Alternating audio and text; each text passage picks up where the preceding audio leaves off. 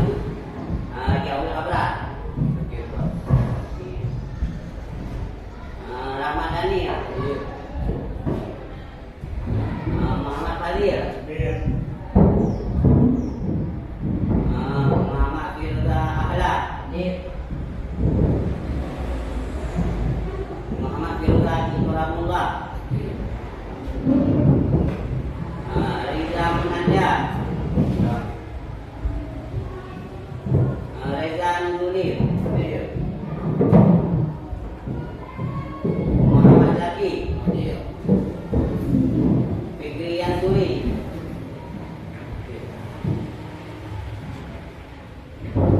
Muhammad Ramadana. Muhammad Ramadhani. Zainal Ikram. M. Aziz.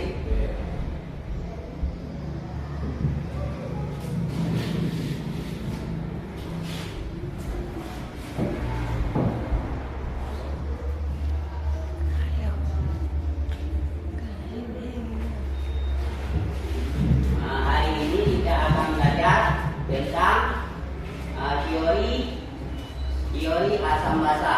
Tujuan kita belajar hari ini yaitu siswa dapat menjelaskan tentang teori asam basa. Namun sebelum kita belajar tentang teori asam basa, kita akan mengulang sedikit pelajaran yang sudah kita belajar minggu yang lalu. Masih ingat tentang materi apa? Berarti kita sudah belajar pada minggu lalu tentang asam dan basa. Masih ingatkah kalian tentang ciri-ciri atau sifat-sifat daripada asam dan basa? Sifat daripada asam. Yang pertama rasanya asam. Yang kedua bersifat korosif. Yang ketiga memiliki pH-nya di bawah 7. Di bawah 7. Kemudian sebagai elektrolit. Itu adalah ciri-ciri daripada asam. Sekarang ciri-ciri daripada basa apa saja? Bersifat pahit. Bersifat pahit. Yang kedua bersifat elektrolit. Yang ketiga dapat merusakkan kulit. Berarti itu adalah sifat-sifat daripada asam dan basa. Sekarang kita akan melanjutkan pelajaran kita yaitu tentang teori asam dan basa. Pernahkah kalian mendengar tentang Arrhenius? Siapakah ya? Siapakah ya? Dia adalah salah seorang ahli bagian yang meneliti tentang teori asam dan basa. Berarti si Arrhenius adalah merupakan salah satu ahli daripada bidang ilmu kimia yang mempelajari tentang teori asam dan basa. Untuk lebih jelas, sekarang kita akan memperhatikan tentang video daripada teori asam dan basa.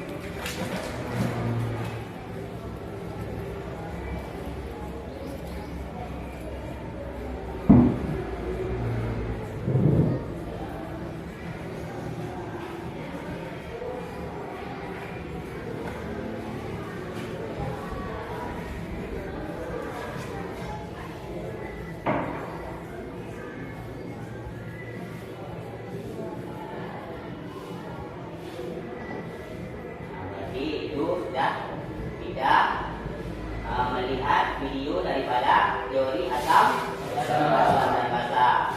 Dari video tersebut dapat kita lihat bahwa teori asam basa itu dibagi kepada tiga. Yang pertama menurut Arrhenius. Teori asam basa menurut si Arrhenius. Yang kedua teori asam basa menurut Brother. Dan yang ketiga menurut si Berry. Untuk lebih jelas tentang teori-teori asam basa yang dimaksud oleh para ahli tersebut, mari kita mendengarkan penjelasan sekarang. Yang pertama, teori asam basa menurut si Arrhenius. Menurut si Arrhenius ini bahwa dikatakan bahwa asam adalah zat yang jika dimasukkan ke dalam air, zat tersebut akan menghasilkan ion hidronium atau ion hidrogen atau ion H+.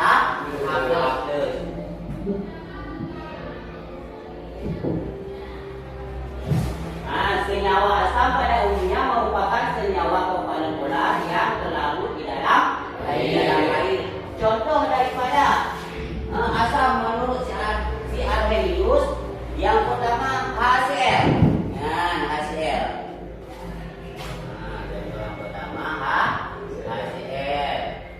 HCl ini akan menghasilkan, apabila teriorisasi di dalam air, maka akan menghasilkan yang pertama H+ ditambah dengan Cl-.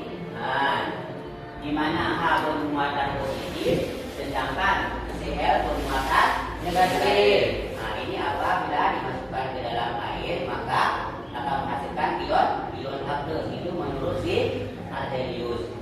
Contoh yang lain, kita perhatikan HBr. HBr akan teriorisasi di dalam air. Bagaimana? Berarti Br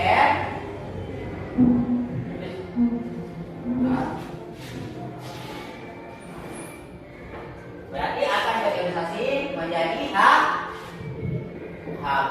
ditambah dengan Br ini muatannya bermuatan negatif, ini H bermuatan positif. Contoh yang lain kita lihat H2SO4. H2SO4 akan menghasilkan, kita lihat di sini H2 berarti di sini 2 H+ ditambah dengan SO4 karena di sini 2, di sini harus juga 2 muatannya min. 2 H+ ditambah dengan SO4 2 min. Itu contoh-contoh asam menurut si Arrhenius.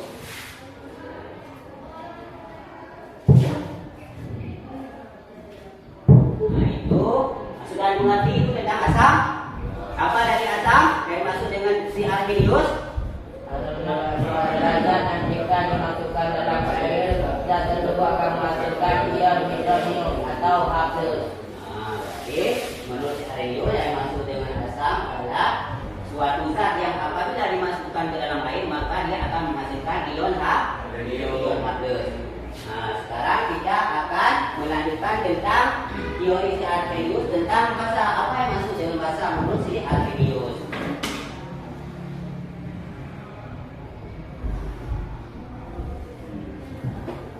Menurut si Arrhenius, basa adalah zat yang jika dimasukkan ke dalam air, zat tersebut dapat menghasilkan ion hidroksida atau OH-. Menurut si Arrhenius berarti bahwa basa adalah jika dimasukkan ke dalam air, zat tersebut dapat menghasilkan ion hidroksida atau OH-. Yang kedua berarti sekarang adalah teori asam basa menurut si Brother. Apa kata si Brother tentang asam dan basa? Tidak mengandung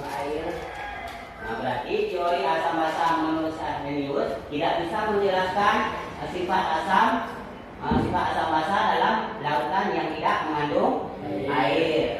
Sedangkan menurut si Bronsted ini, walaupun tidak di dalam air, dia juga bisa menjelaskan tentang asam dan basa. Teori ini bisa menjelaskan sifat dasar lautan dengan jenis pelarut yang bermacam-macam. Bronsted menjelaskan asam adalah spesifik ion atau molekul yang dapat memberikan ion H+ atau ion proton, sedangkan basa adalah spesifik yang dapat menerima ion H+ atau aseton proton. Berarti kalau misalnya asam itu yang memberikan, sedangkan basa yang menerima. Berarti basa memberikan proton kepada si basa menerima proton daripada si asam.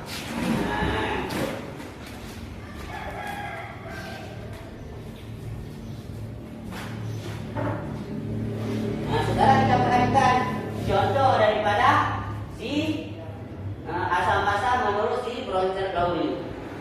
Contohnya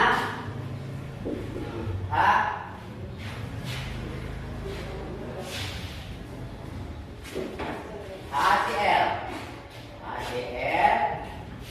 ditambah dengan H2O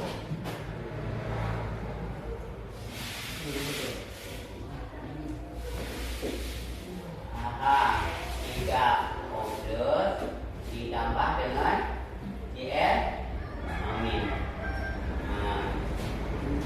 Di mana H dan Cl ini diberikan kepada si H2O, sehingga H2O ini menghasilkan H3O+, sedangkan Cl ini menghasilkan Cl-. Berarti karena ini adalah asam memberikan protonnya kepada si basa ini menerima proton daripada si asam. Jadi H diberikan satu H-nya kepada si H2O, menghasilkan H3O+ ditambah dengan Cl ini adalah min. Nah, ini contoh daripada asam menurut si Bronsted. Yang ketiga adalah teori asam basa menurut si Lewis. Apa kata si Lewis? Dalam kesempatan ini, B.F. Lewis mengembangkan teori asam basa yang luas dibandingkan kedua teori sebelumnya, dengan menekankan pada pasangan elektron yang berkaitan dengan struktur dan ikatan. Menurut definisi asam, Lewis, asam adalah ekseptron pasangan elektron, sedangkan basa adalah golongan pasangan elektron. Berarti menurut si Lewis, asam adalah aseptor pasangan elektron, sedangkan basa adalah donor pasangan elektron. Berarti kebalikan daripada si Bronsted. Kalau si Lewis ini mengatakan bahwa asam adalah aseptor artinya adalah penerima, sedangkan basa donor, berarti yang memberi. Sekarang Bapak akan membagikan LKPD. Kalian mengerjakan dengan sungguh-sungguh dan dengan penuh semangat. Masih semangat untuk belajar? Kalau masih semangat, saya akan membagikan LKPD sekarang.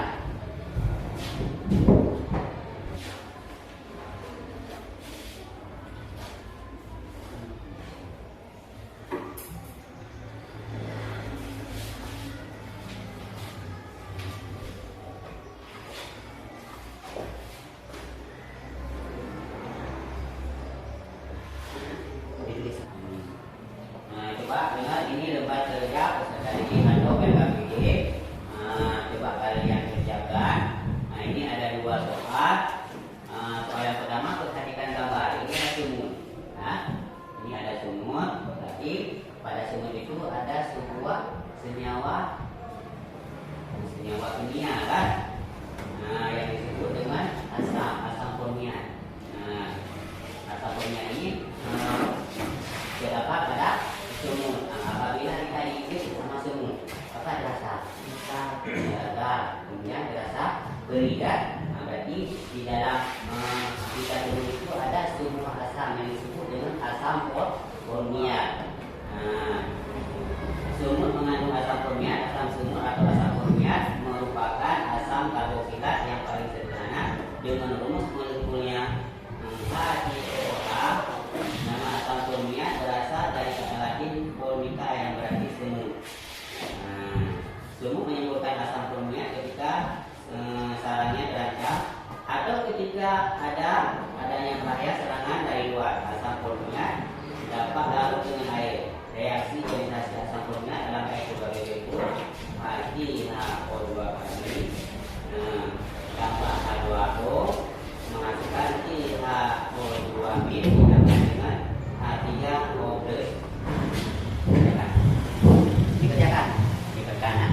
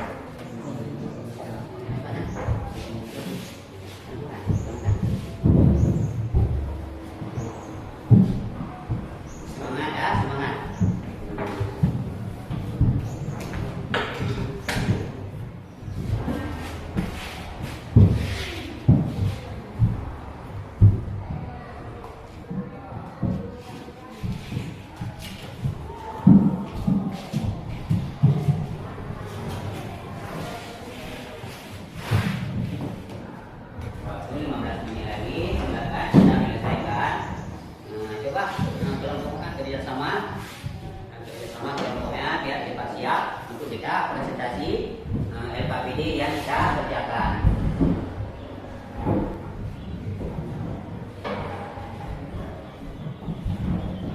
Kelompok 3 sudah siap? Lagi dikerjakan lah. Kalau sudah siap semua ya, sekarang kita akan mempresentasikan hasil LKPD kelompok 1, kelompok 2 dan kelompok 3. Untuk kelompok 1 kita persilakan untuk mempresentasikannya ke depan. Coba kelompok 1. Tepuk tangan dulu buat kelompok 1 untuk menampilkan hasil LKPD-nya.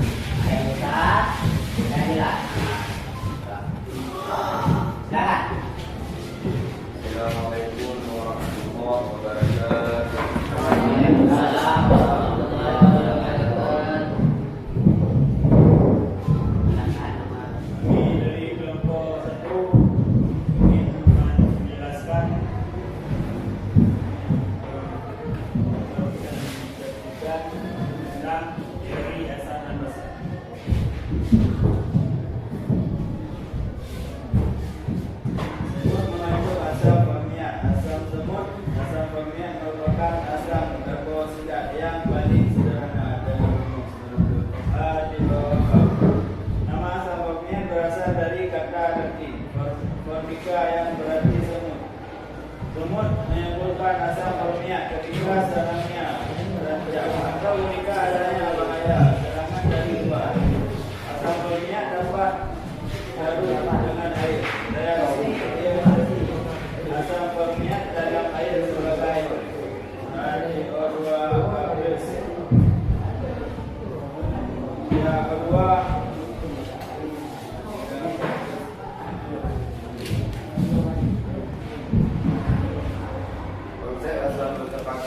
pada reaksi ionisasi asam formiat dalam air dilakukan.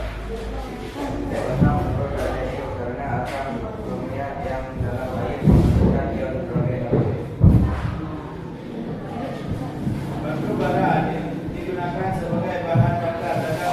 Jadi proses pembakaran dengan menggunakan batu bara menghasilkan gas buang. Salah satunya gas sulfur dioksida.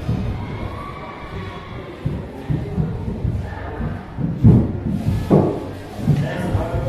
Gas SO2 ini berbahaya bagi kesehatan dan mencemari lingkungan karena dapat menyebabkan hujan asap. Untuk itu dilakukan upaya untuk mengurangi dampak dari gas SO2, yaitu dengan menambahkan batu kapur pada pembakaran batu bara saat proses pembakaran pada suhu tinggi. Urannya menjadi kapur, kemudian bereaksi dengan gas SO2 yang dihasilkan dari pembakaran batu bara.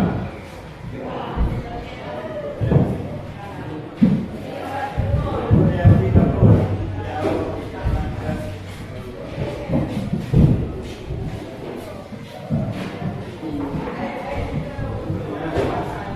berdasarkan reaksi konsep asal dan asal usahakan dapat berada di situ jelaskan bapak. B. Jelaskan zat memperti dan sebagai asal dan asal. D.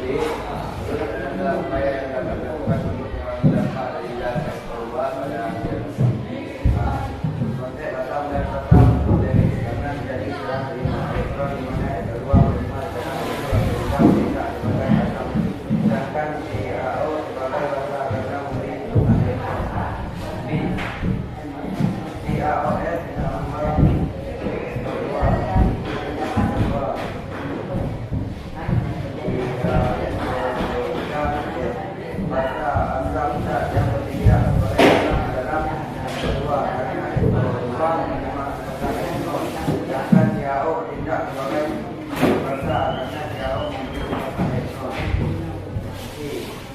upaya yang dapat dilakukan untuk mengurangi dampak dari gas adalah memakai bahan bakar dengan bijak dan menebang poros pembakaran.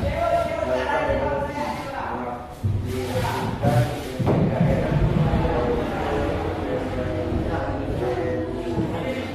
menggunakan sebagai peralatan yang ramah lingkungan.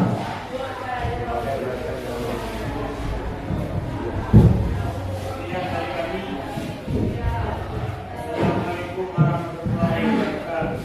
Waalaikumsalam warahmatullahi wabarakatuh. Ada yang ingin ditanggapi? Benar-benar daripada kelompok satu.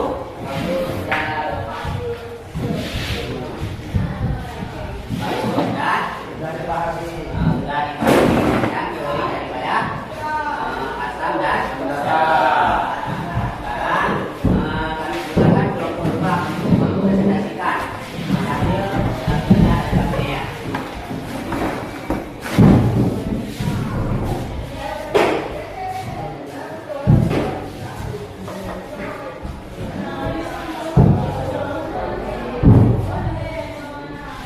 Assalamualaikum warahmatullahi wabarakatuh. Waalaikumsalam warahmatullahi wabarakatuh. Kami dari kelompok 2, nama saya Zainal Kiram dan sebelah kanan saya Reza Muslim dan sebelah kiri saya Nur Rahmadana. Kami utusan dari kelompok 2 ingin menyampaikan teori tentang asam dan basa.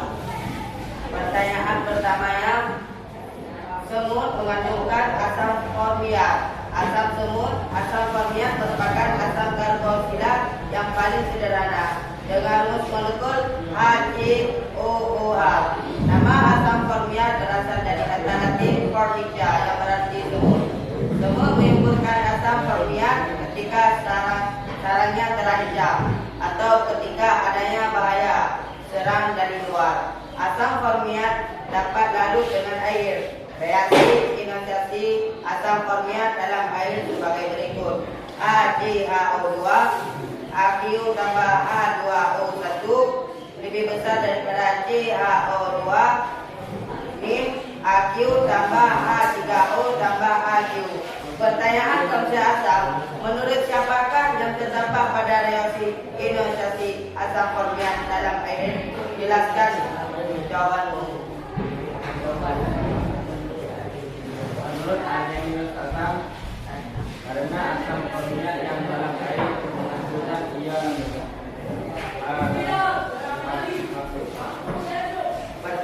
Pertanyaan berikutnya, pertanyaan yang kedua. Batu bara digunakan sebagai bahan bakar dalam industri. Proses pembakaran dengan menggunakan batu bara menghasilkan gas buang. Salah satunya gas sulfur dioksida. SO2, gas SO2 ini berbahaya bagi kesehatan dan mencemari lingkungan karena dapat menyebabkan hujan asam. Untuk itu dilakukan upaya untuk mengurangi dampak dari gas SO2 dengan menambahkan batu kapur CaCO3 pada pembakaran batu bara. Saat proses pembakaran pada suhu tinggi, CaCO3 terurai menjadi kapur CaO. Kapur CaO inilah kemudian bereaksi dengan gas SO2 yang berhasil dapat daripada pembakaran batu bara. Berikut reaksi kapur CaO dengan gas SO.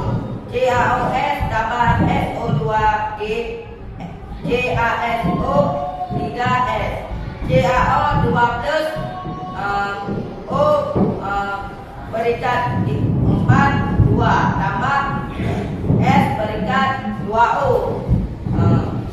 Ca berikat 2 tambah 2. Teori yang pertama menurut si Arrhenius, menurut si Ambrose Lori dan menurut si Lewis.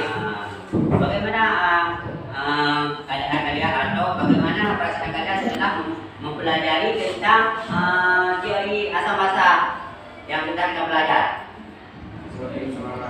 Sebagai semangat dan sudah menambahkan ilmu. Berhubung waktu sudah habis, saya akhiri. Tapi sebelum kita mengakhiri pelajaran hari ini, jangan lupa kalian belajar di rumah untuk materi yang lain yang akan kita belajar untuk minggu depan. Masih semangat untuk belajar? Semangat. Berhubung waktu sudah habis, kita membaca doa terlebih dahulu, baru kita menutup pelajaran. Kita sekarang membaca Al-Fatihah. Bismillahirrahmanirrahim. Alhamdulillahirabbil alamin. Ar-Rahmanir Rahim. Maliki yaumiddin. Iyyaka na'budu wa iyyaka nasta'in. Ihdinas siratal mustaqim. Siratal ladzina an'amta 'alaihim ghairil maghdubi 'alaihim waladdallin. Mungkin ada kata-kata Bapak yang kurang berkenan, Bapak mohon maaf. Kemudian Bapak akhiri. Assalamualaikum warahmatullahi wabarakatuh.